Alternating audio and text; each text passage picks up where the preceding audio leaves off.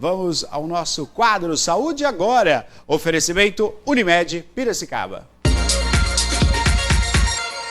Já conosco aqui o Dr. Daniel Valim de Souza, ele é médico cooperado da Unimed Piracicaba na especialidade nefrologia e coordenador médico da Universidade Cooperativa da Unimed Piracicaba. Daniel, seja bem-vindo, muito boa tarde, eu vou falar boa noite, não é boa tarde ainda, né? Tudo bem com você? Boa tarde, tudo jóia.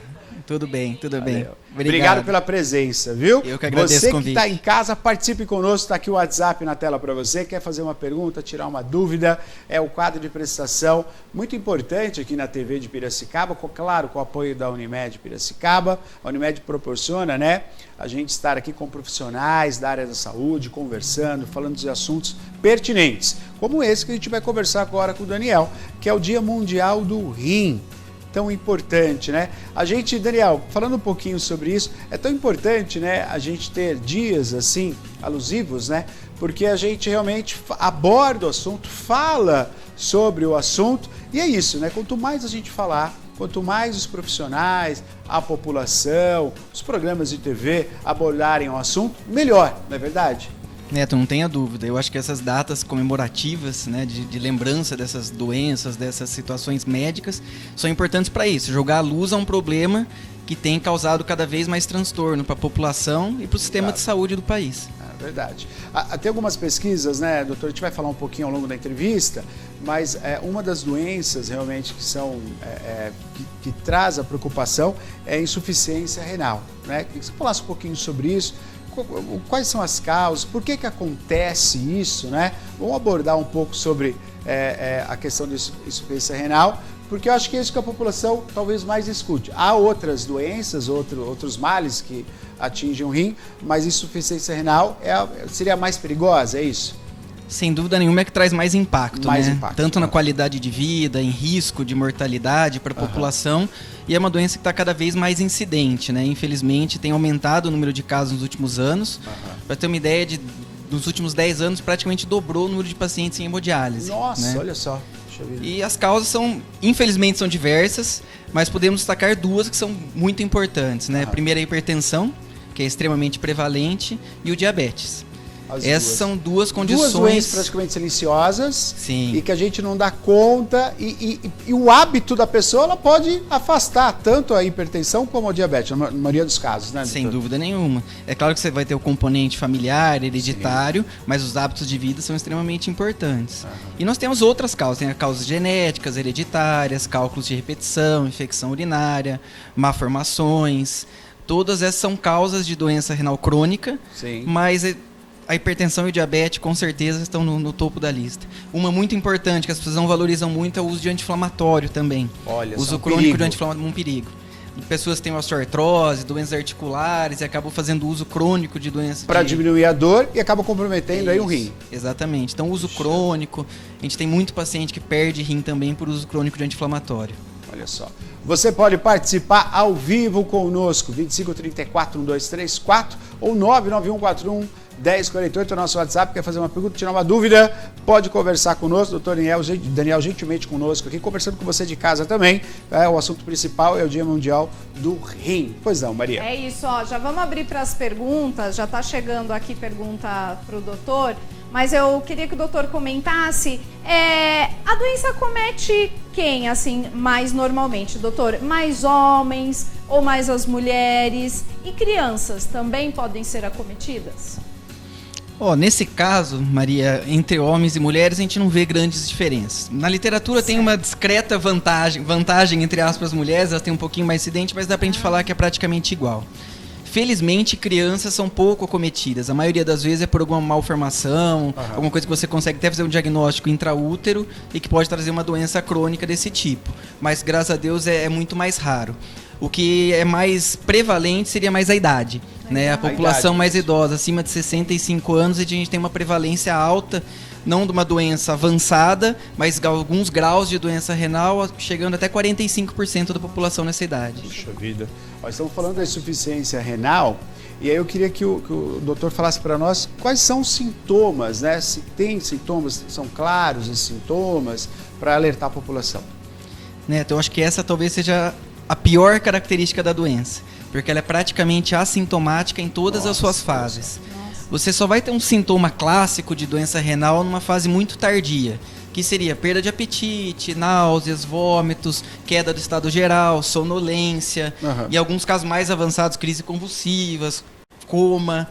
Mas aí seria um caso de ou que pessoas não se tratavam, desconheciam a doença, que infelizmente é muito comum, ou que conheciam, mas acabam ficando alheio e não mantinha segmento. Tanto que não é incomum pacientes de consultório que fazem acompanhamento com o nefrologista, a gente começar a terapia dialítica com a pessoa completamente assintomática. E ele fala, nossa, doutor, mas eu tô bem, tô urinando bastante, não tô sentindo nada, e você tá falando que eu preciso começar a diálise. Essa é a rotina de quem faz um bom segmento, começar a diálise sem sintomas. Sem sintomas. Infelizmente, quando você já tem um sintoma, dificilmente você vai ter alguma coisa a fazer para esse paciente. Agora, Daniel, como é que esse paciente chega no seu consultório? Porque se ele não tem sintomas, infelizmente o hábito do brasileiro está mudando. Mas é assim, vou ao médico quando eu sinto dor.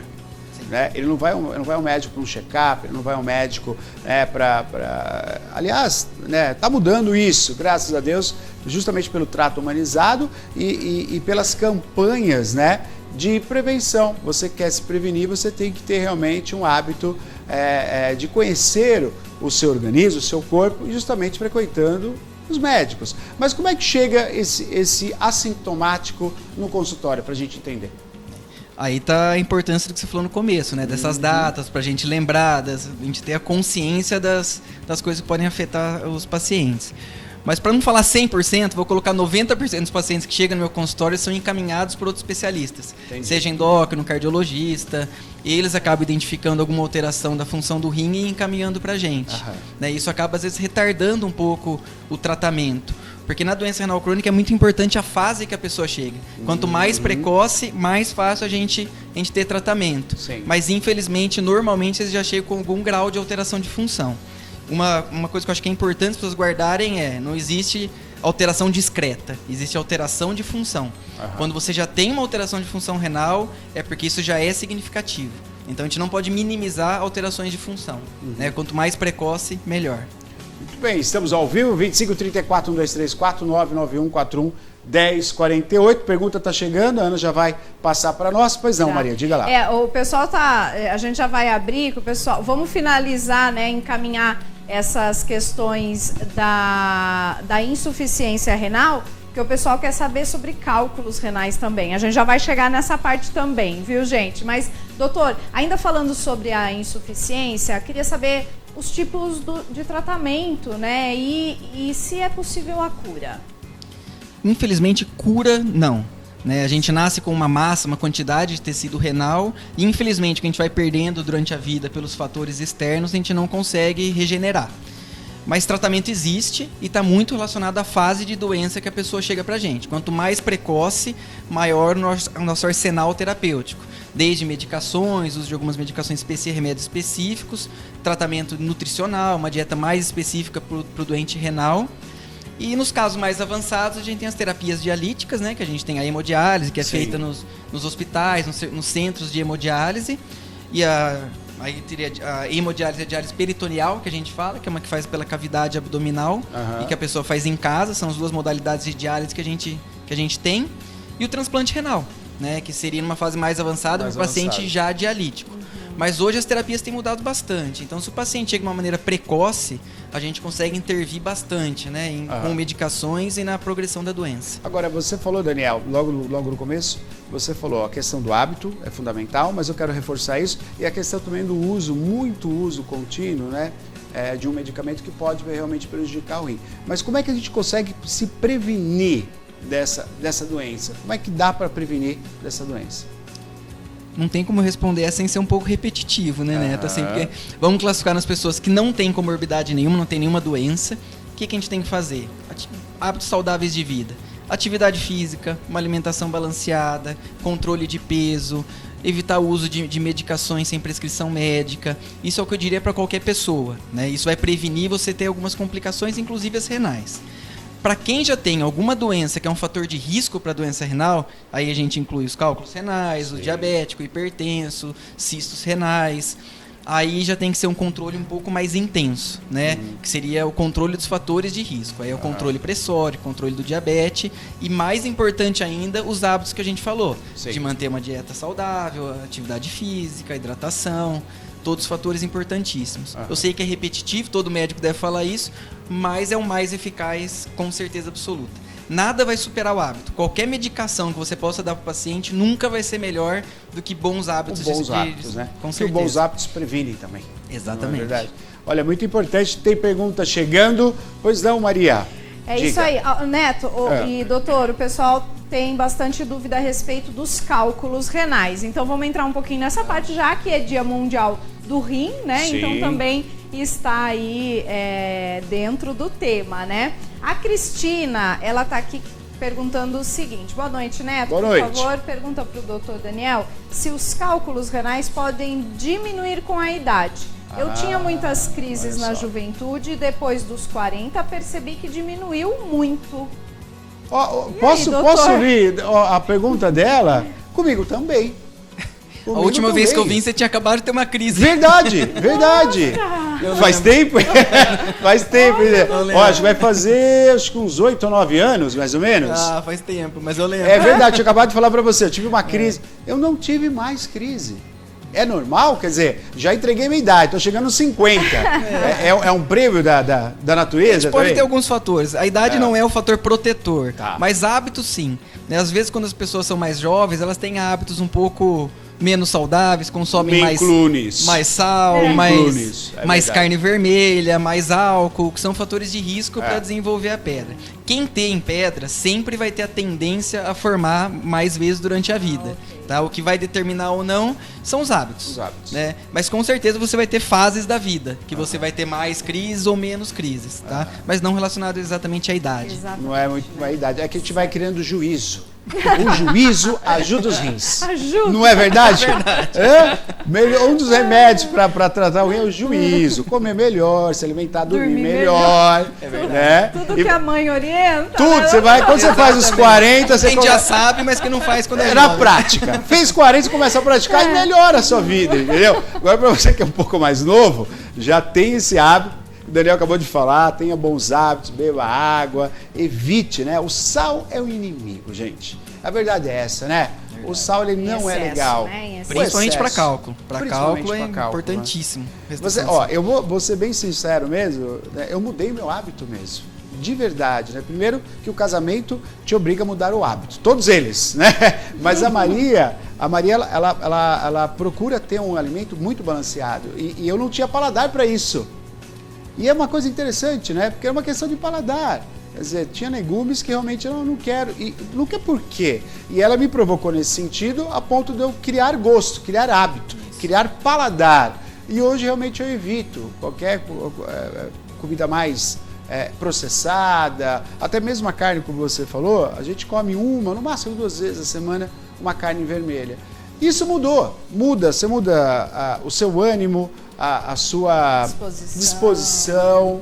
E aí acho que isso, um dos pesos aí foi realmente a questão das pedras darem um tempo na minha vida. Porque eu era sócio titular do Buscopan, Buscopan era no carro aqui, em casa, era todo lugar que tinha Buscopan, né? Que era um remédio que aliviava. Mas melhorou bastante. Então, ingestão de água também, né? A água também é importante. É verdade. Ajuda. A água, assim, o que a gente tem que ter na cabeça não é o excesso que faz bem. A falta faz mal. Você tomar 5, 6 litros de água não é o que vai resolver seu problema renal. Perfeito. Mas você tomar pouca água é muito ruim para a saúde. Vamos para dar um geral, para ficar mais fácil para todo mundo, você colocar em torno de 30, 35 ml por quilo. Daí vem a história dos 2 litros ali. Uma pessoa de 70 quilos seria em torno de 2 litros e 100 mais ou menos por dia. Certo. E de uma maneira mais simples, às vezes até mais visual, por exemplo, é a cor da urina.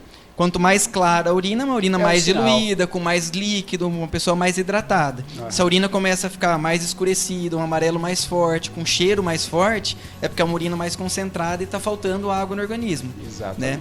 Mas a falta, com certeza, faz muito mal para os rins. Bom, não só para os rins, né? Não só para todo o corpo, o organismo, né? Exatamente. Vamos lá para a parte Vamos lá. muito boa. O doutor Daniel conosco aqui falando do assunto muito pertinente. Estamos falando sobre os rins. Você tem pergunta? Pode mandar pergunta para nós aqui. Nós estamos aí com um dos melhores especialistas, viu, gente? Eu gosto muito de falar, viu, Daniel? Porque além de você ser um baita especialista, você se faz entender. Porque isso é muito importante também, né? Que a gente vê os profissionais da Unimed nesse trato mesmo com os pacientes. Isso é importante. Se a gente pegar aí, faz tempo que eu sofro de pedra, né? Se a gente pegar aí 30 anos atrás, né? 25 anos atrás era diferente, né? E aí hoje você tem os profissionais que estão se empenhando, a ciência que evoluiu, e aí a gente chega nesse conceito que a gente tem hoje, que a Unimed pratica, né? Todas as pessoas são assistidas pela Unimed, que é a prevenção, que é a medicina preventiva. E ela está em todos os setores, né, Daniel? Todos os setores você tem isso. Quando a gente fala de boa alimentação, de bons hábitos, é antes da saúde. E esse é o principal papel do médico, né? Quer dizer, a prevenção também, né, Daniel? Não, sem dúvida nenhuma. Eu acho que cada vez mais a gente vai tratar a saúde, não a boa, doença. Boa, a gente vai querer que as pessoas se mantenham saudáveis para que ela não chegue num grau de doença. Exatamente. Isso é o que todo mundo quer. Exatamente. É o que o sistema de saúde, é o que o país precisa e o que o paciente quer, manter a saúde. E esse diálogo com o paciente, a gente conseguir se fazer entender, às vezes é muito difícil. Sim, né? sim. E isso a gente faz muito na universidade corporativa. Ai, que a gente legal, tentar legal. treinar as pessoas, a gente conseguir passar o conhecimento, porque a gente às vezes é quase um professor. Né? A gente tem que mostrar, explicar o assunto e ter o poder de convencimento. Para que a pessoa entenda aquilo que a gente quer passar para ela. Essa é a nossa função. Né? E a linguagem tem que tentar ser no mesmo nível. Daniel, eu acho isso muito importante. Gente, é um assunto aqui que a gente está abordando muito importante, a Universidade Cooperativa que a Unimed tem, e isso é pauta ali, né, junto aos profissionais, que é exatamente isso, são ótimos profissionais, a gente vê cada vez mais profissional mais entrando nessa sala onde está o paciente, no sentido de fazer entender. Né? Isso é muito importante, que em um momento que a pessoa entenda, transforma a vida dela. Né? Porque todo mundo quer saúde. Né? E eu gostei do que você falou, e é verdade, o médico ele não trata doença. O médico é para tratar a saúde, a gente ter 100% da saúde. Muito bom, muito bom. Fala, Maria, pois não, diga lá. As participações aqui estão bombando, viu, doutor? Tá bom. com tempo, né? Vamos começar aqui mais uma, né? O Simão, ele tá pergunta pro doutor Daniel se é verdade que pedra nos rins pode ser por falta de vitamina K2. Não existe, assim, vitaminas que podem prevenir o cálculo, mas existem alguns hábitos que sim. O principal é alimento rico em citrato, que a gente tem em frutas cítricas principalmente.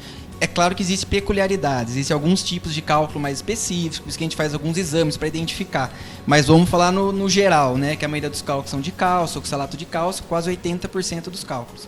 Então você tem uma dieta rica em frutas cítricas, principalmente em citrato, limão, laranja, cerola, isso protege e ajuda muito. Em termos alimentares, eu acho que talvez seria a principal dica. Né? Então chá, água, pouco sal, pouca carne vermelha e bastante fruta cítrica. Eu acho que esse seria o geralzão aí para cálculo. Né? Muito bom. Aproveitando. Tem mais, Maria? Mais participação? Pois tem não. Mais, coloca o WhatsApp novamente. Tá aí o WhatsApp na tela, 991411048.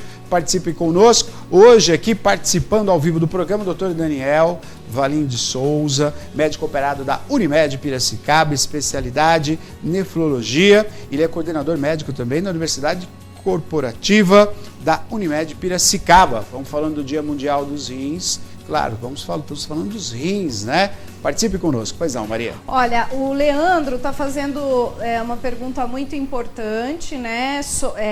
Do sódio, o doutor vai falar também. Mas ele pergunta primeiro, doutor, se quando a pessoa já tem problema nos rins, o Covid pode piorar, né? E depois ele pergunta se as pedras nos rins são formadas por excesso de sódio.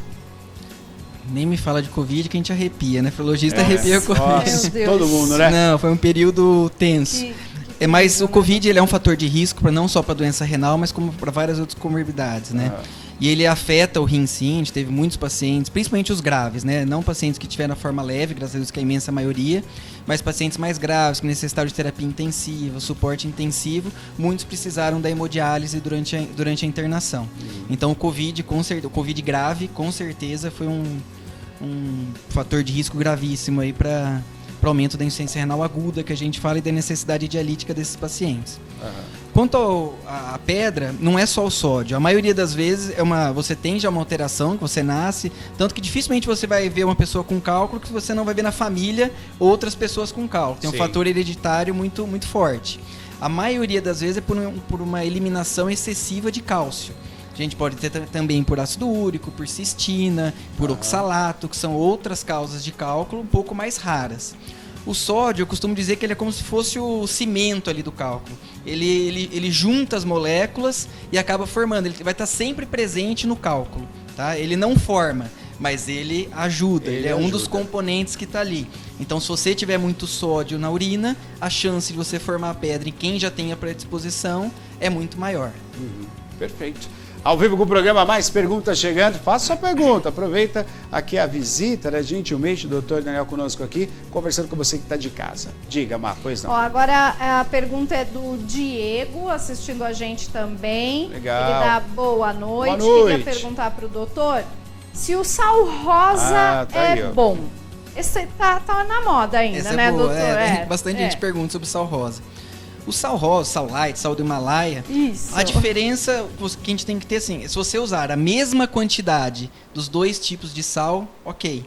O que você não pode, por ser o sal rosa eu posso usar mais. Não é igual um adoçante, que tem uma diferença tão grande entre o adoçante e o açúcar. Né? O sal rosa ele é melhor, ele contém menos sódio, ele tem mais potássio e menos sódio, mas se você consumir em grande quantidade, você aumentar a quantidade do sal, você também vai ter um malefício, vamos dizer assim. Mas se você tiver os dois equiparados, legal você usar o sal rosa. É legal substituir, então, doutor? Ou olha, não é uma coisa que vai mudar muito. É tá? a quantidade mesmo. É a quantidade e é o que o Neto tá falando, é o paladar. Se você for treinando o seu paladar, for diminuindo a quantidade de sal gradativa, a gente tem que pensar que o cuidado de saúde é sempre uma maratona, né? Você não é uma corrida de 100 metros rasos. Você não tem que chegar no seu objetivo amanhã. Sim. É uma coisa que tem que ser paulatina, devagar. Então você vai diminuindo devagar a ingesta de sal, você vai diminuindo dos seus hábitos. Criar hábito é difícil. Sim. Então tem que ser uma coisa devagar. Então isso vai ser mais producente do que você fazer só uma substituição e achar que isso resolveu o problema. É melhor você ir no cerne da questão e diminuir a ingesta de sal do que ficar trocando achando que isso vai ser a solução, porque não vai ser. E quando você fala isso, Daniel, a gente tem que falar diretamente com o público que está em casa, principalmente com a dona de casa, né? Que 90% são as mulheres que preparam e às vezes há todo um conceito ali, mas minha comida está sem gosto.